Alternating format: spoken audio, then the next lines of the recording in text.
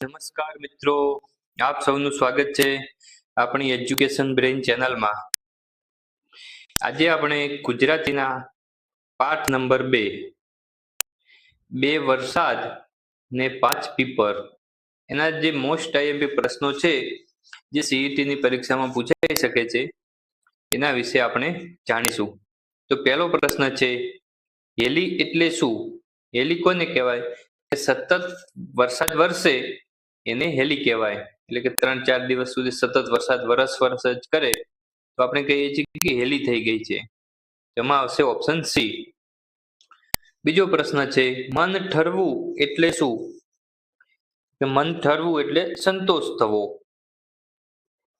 ત્રીજો પ્રશ્ન છે, ઉપરવાસ એટલે કયો વિસ્તાર?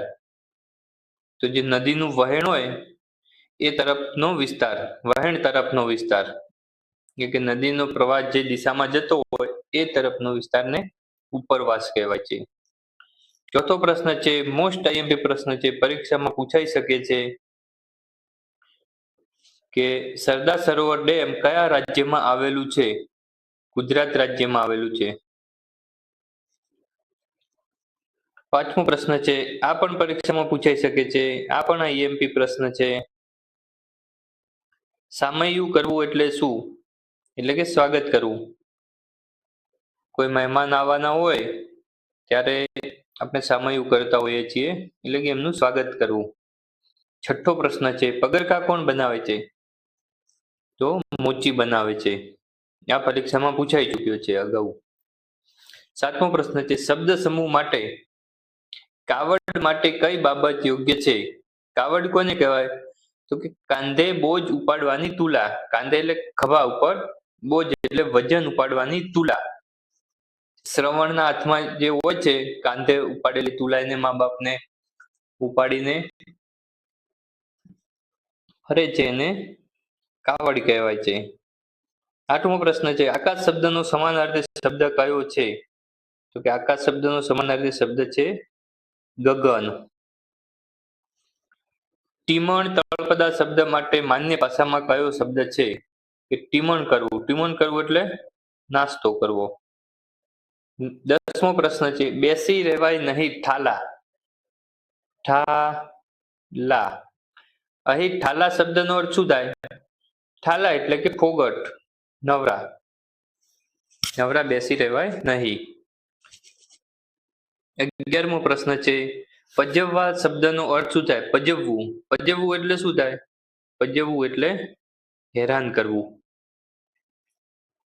12મો પ્રશ્ન છે, સીમમાં વસ્તી. અહીં વસ્તી શબ્દનો અર્થ શું થાય? આ જે વસ્તી લખેલું છે એનો અર્થ શું થાય? વસ્તી એટલે વૃક્ષો. અહીં વસ્તી જે શબ્દ છે એનો અર્થ થાય છે વૃક્ષો. બાકી તો થાય માણસો, લોકો, એ થાય. પણ અહીં પૂછ્યું છે, આ જે વાત છે એમાં વસ્તી શબ્દનો અર્થ શું થાય છે? તો અહીં વૃક્ષો થાય છે. કવિ કોને કહેવાય? તો કે કાવ્ય લખનારને કવિ કહેવાય. નીચેનામાંથી કયા શબ્દમાં ઉ સ્વર ચિહ્ન વપરાયું છે? તો આપણે રૂપિયો બોલીએ રૂ, તો એમાં જે ઉ આવે છે ઉ એ સ્વર ચિહ્ન છે. તો કયામાં વપરાયું છે? કે રૂપિયામાં. રૂપિયો બોલીએ એટલે વચ્ચે ઉ બોલાય છે કે રૂપિયો. 15મો, અંબર શબ્દનો સમાનાર્થી શબ્દ કયો છે? તો આકાશ. Option A. વરસાદમાં મોટા ઝાડ પડી ગયા. વાક્યમાં વિશેષતા દર્શક શબ્દ કયો છે? કયો શબ્દ વિશેષતા દર્શાવે છે કે અલગ પાડે છે? તો મોટા ઝાડ પડી ગયા. એ જે મોટા શબ્દ છે એ વિશેષતા દર્શક છે. ઝાડ તો પડી જ ગયા છે પણ કેવા? જે મોટા હતા એ. તો એ વિશેષતા દર્શક શબ્દ કહેવાય. ઉર શબ્દનો અર્થ શું થાય? ઉર એટલે હૃદય.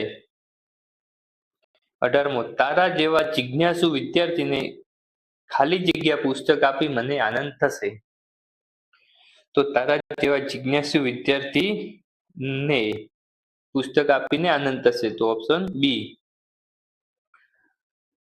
પછી 19મો પ્રશ્ન છે, તમારા ઘરની દિવાલની બાજુમાં ઓટલો ચણવા માટે તમે કોને બોલાવશો?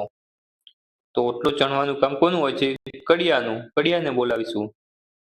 20મો પ્રશ્ન છે, પરીક્ષામાં પૂછાઈ શકે છે, આઈએમપી પ્રશ્ન છે, પોરો ખાવો એટલે શું? તો કે પોરો ખાવો એટલે કે આરામ કરવો. આપણે કોઈ જગ્યાએ જતા હોઈએ અને આપણને થાક બીજો લાગે તો આપણે ઝાડની છાયામાં કે કોઈ પણ જગ્યાએ બેસીને જે આરામ કરીએ છીએ એને પોરો ખાવો કહેવાય. તો વિદ્યાર્થી મિત્રો, આ હતા આપણા પાઠ નંબર 2 એના મોસ્ટ આઈએમપી પ્રશ્નો અને એની સમજૂતી. હવે આપણે આગળના વિડીયોમાં મળીશું.